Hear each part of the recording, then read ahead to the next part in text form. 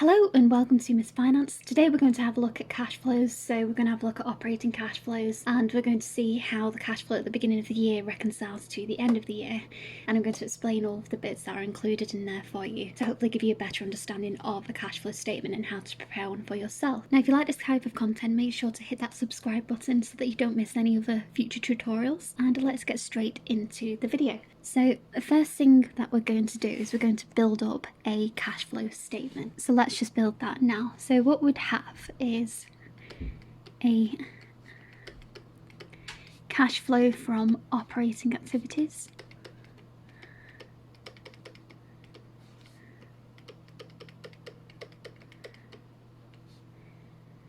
And under there we would have interest paid and tax received. We might also have tax paid, which would be shown in brackets. Interest paid, brackets, and interest received would be shown as a positive here. And that there would give us the net cash from operating activities. Next, we'll have something, let's just make that a little bit smaller so we can fit it all on. Okay, so next we'd have something called the cash flows relating to investing activities.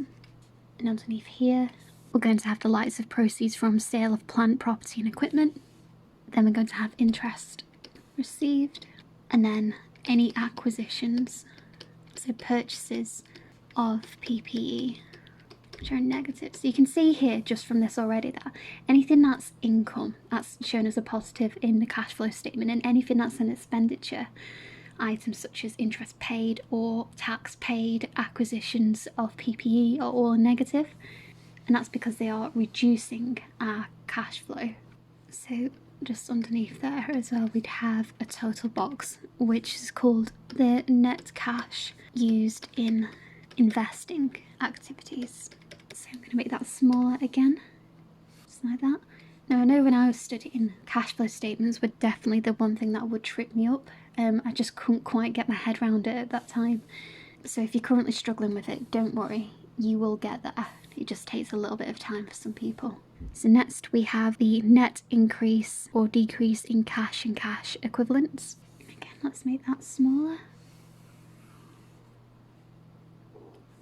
And that's just going to be the total of this box and this box added together.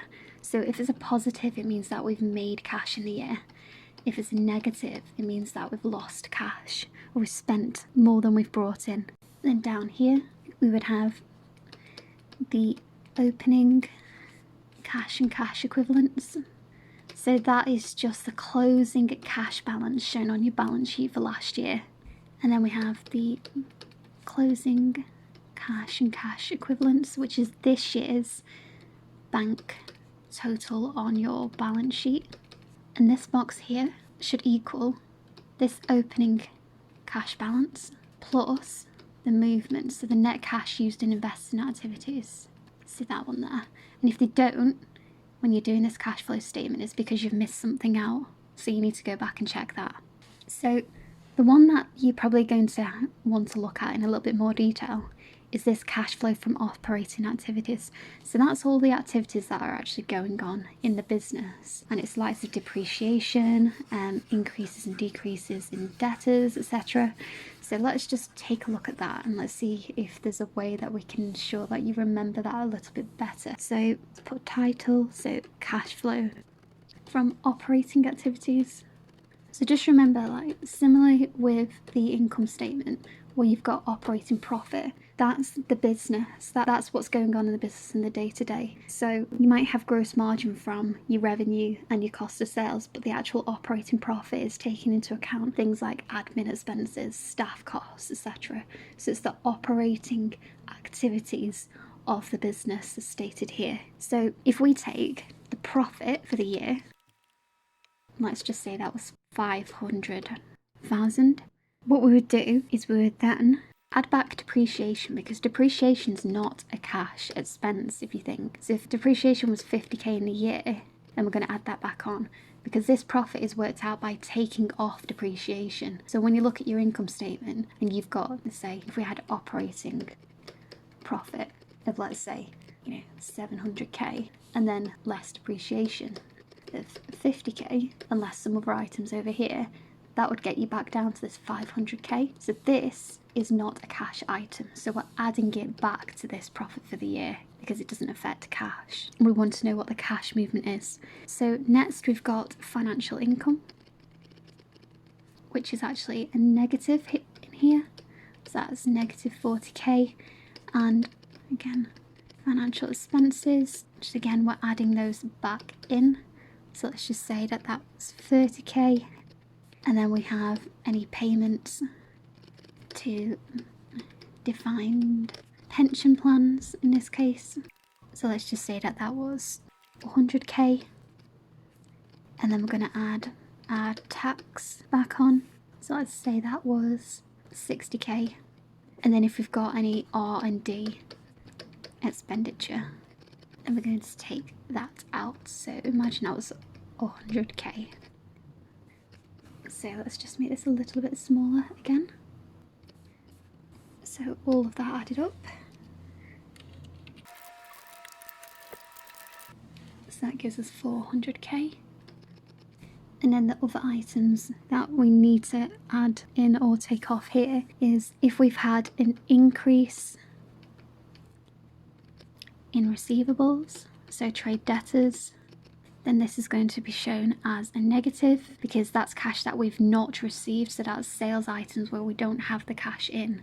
So say that was, again, 100k. A decrease in receivables would be shown as a positive because if you get cash in for those sales invoices, then it's obviously going to increase your cash. So the fact that we haven't here, we've had an increase in receivables, that's why we're taking it off. And next we've got an increase in liabilities. So the reason why this is a positive here, so let's just say that was 200k, is because we haven't paid for these items. So there's been no cash transactions here from our side. Money has not gone out. So that's a positive to us. But if there was a decrease in liabilities, it would be a negative 200k because that would be cash that we've paid out. So by decreasing the creditor's control account, the only two things that can do that is by making a payment or by receiving a credit note from a supplier. So that's why that is a positive and a decrease is a negative. I think that's the one thing that does trip a lot of students up. So if we were to add this up, we would have 300k, 400 and 500k. So all of this that I'm showing you now actually relates to the indirect method. So that's where we're taking the net profit from the profit and loss statement and adjusting it for items that appear on the profit and loss statement, but they don't affect cash. The reason why financial income is a negative here is because what we're trying to do is we're trying to remove it from the profit and loss and to classify it elsewhere. So what we're actually doing is we're taking it out from this cash flow from operating activities and actually putting that into financial activities, which is elsewhere on this cash flow statement. So we don't want to include it in this cash flow from operating activities. So that's why we're actually taking off the income and adding in the finance expense at this point. Now, the reason why R&D expenditure credit is taking out from this cash flow from operating activities is because the R&D is expensed. So it needs to be a deduction from the cash flow. If it's capitalised, then it would appear as a total of capital expenditures. Now, the reason that we have a payments to a defined benefit plan or any kind of pension funding contribution in this operating cash flow activities part of the cash flow statement is because it's an operating cash outflow.